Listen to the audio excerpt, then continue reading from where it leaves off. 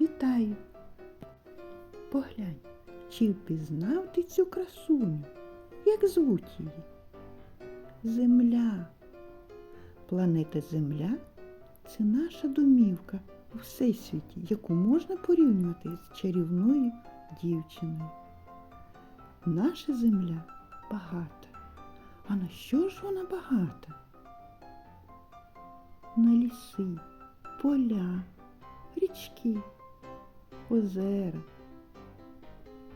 джерела, моря. Сьогодні ми поговоримо про море. Може, ти бував на морі? Яке воно? Синє, буває блакитне, тепле. На мапі моря позначають синім кольором. Пригадай, яка вода у морі на смак? Гірко, солона. Чому не видно солі у морській воді? Вода розчинила сіль. Яким буває море? Воно буває різним. Сонячного дня без вітру воно дуже красиве. Колір у нього блакитно-зелений. Похмурого дня море теж стає похмурим та сердитим. Сірі хвилі біжать до берега, викидаючи каміння і пісок. Дуже небезпечне море стає під час шторму, сильного вітру з дощем. Ти чув шум моря?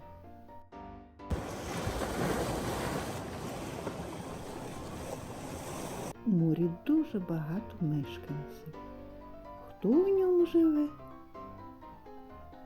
Риба-голка, риба-пилка, камбала, акула, черепаха, дельфін та інші. Яке значення має море в житті людини? Море – місце для відпочинку.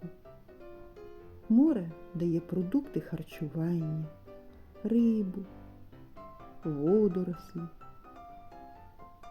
Морями люди перевозять вантажі.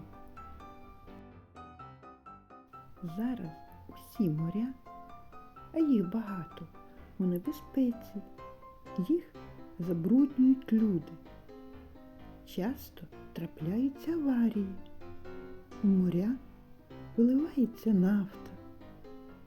Заводи та фабрики скидають у моря бруд.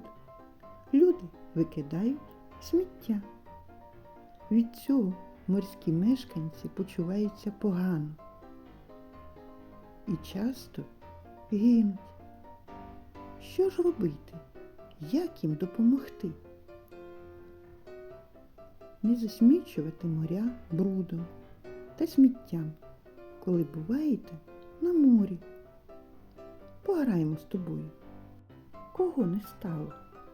Розглянь картинки, назви їх, запам'ятай. Краб, камбала, дельфін, акула, риба-голка.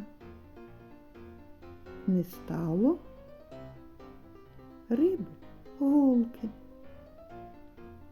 Кого тут не стало?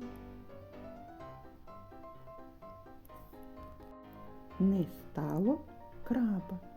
Ти сьогодні познайомився з мешканцями моря. Бувай!